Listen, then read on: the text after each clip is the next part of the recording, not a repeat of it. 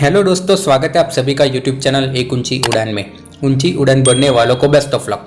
हाल ही में किताब पढ़ी तो उसमें एक चैप्टर था कर्म पर, यानी एक्शन पर। वही एक्शन से याद आया MBA चाय वाला वीडियो में प्रफुल्ल बिलोरे ने कहा था, हमारे कर्म ही हमारी किस्मत को डिफाइन करते हैं। दोस्तों, बात आती है कि एक अच्छा कर्म कैसे करें कि हमें एक अच्छे रिजल्ट की प्राप्ति हो। यह सवाल का जवाब मुझे उस किताब में मिला जिसमें लिखा था कि जब तक हम अपने कर्म को पूजा नहीं बनाते या अपने कर्म को पूछते नहीं है, तब तक हम कभी भी एक अच्छा कर्म कर ही नहीं सकते। पर दोस्तों, बात आती है कि एक अच्छा कर्म करने के लिए कर्म की पूजा कैसे करें। दोस्तों, उस किताब में लिखा था कि एक अच्छा कर्म करने के लिए कर्म को पूछना पड़ेगा, लेकिन हम कर्म को तब तक नहीं पूछ सकते जब तक हम ये नहीं समझ लेते कि हम कर्म किसके लिए कर रहे हैं। दोस्तों, अब कोई भी कर्म दो लोगों के लिए होता है, पहला खुद के लिए और दूसरों के लिए। हम जो कर्म कर रहे हैं वो अगर औरों के लिए है तो हमें एक इफेक्ट अप्लाई करना चाहिए जिसका नाम है एक्शंस विथ गॉड। दोस्तों, हम जो भी कर्म दूसरों के लिए कर रहे हैं या जिनके लिए भी कर रहे हैं, हमें उन सब में भगवान की प्राप्ति को विजुअलाइज करना है। जैसे कि अगर कोई बिजनेसमैन अपने कस्टमर को सर्विस देता है तो उसे कस्टमर में भगवान को विजुअलाइज करके वह भगवान को अच्छी से अच्छी सर्विस देना चाहेगा, तो उसे अपने भगवान को अच्छी सर्विस देनी है यार, उसे कपट ना करके ज़्यादा पैसा नहीं लेना है। जैसे कि अगर कोई शिक्षक है तो उसे अपने हर एक शिष्य में भगवान दिखने चाहिए और उसे अपने हर एक शिष्य यानी बाल भगवान को अच्छी शिक्षा देनी चाहिए। दोस्तों, ये एक तरीका था जिसमें हम कर्म को पूजा बनाते हैं। और अगर तो हम कर्म खुद के लिए कर रहे हैं तो दोस्तों उसके लिए दूसरी इफेक्ट अप्लाई करनी चाहिए जिसका नाम है एक्शंस विदाउट नो एक्सपेक्टेशन।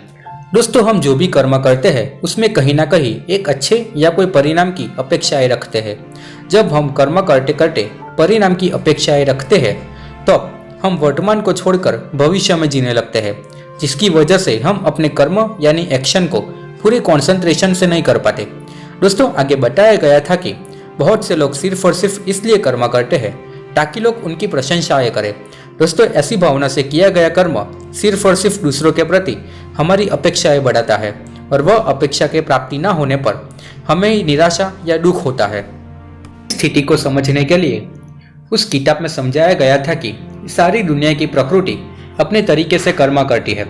जैसे कि नदी सबकी प्यास बुझाती है, बारिश किसान को खेत में पानी देती है, समुद्र में बसने वाली मछलियाँ मछुआरों को रोजी देती है, सूर्य, पवन या पानी के उपयोग से बिजली का उत्पादन किया जाता है। कभी प्रकृति अपनी प्रशंसा की अपेक्षाएं इंसान से नहीं रखती। दोस्तों, एक और तरीका था अपने कर्म को पूजा बनाने का और वह था एक्शन विथ एफर्ट्स। दोस्तों, एफर्ट्स का मतलब होता है समर्पण, जिसमें कहा था कि हम जो भी कर्म करते हैं उस कर्म में हमें अपनी आत्मा को, अपने मन को, अपने अनुभव को इस तरीके से अर्पण करना है जैसे हम भगवान की मूर्ति के सामने फल, फूल, दिए, सफाई और दान इत्यादि को हम अर्पण करते हैं। दोस्तों, पूरे वीडियो को मैं एक बार फिर समराइज करना चाहूँगा, जिसमें उस किताब में कहा था कि अपने कर्म को पूजा बनाने के 3 तरीके होते हैं।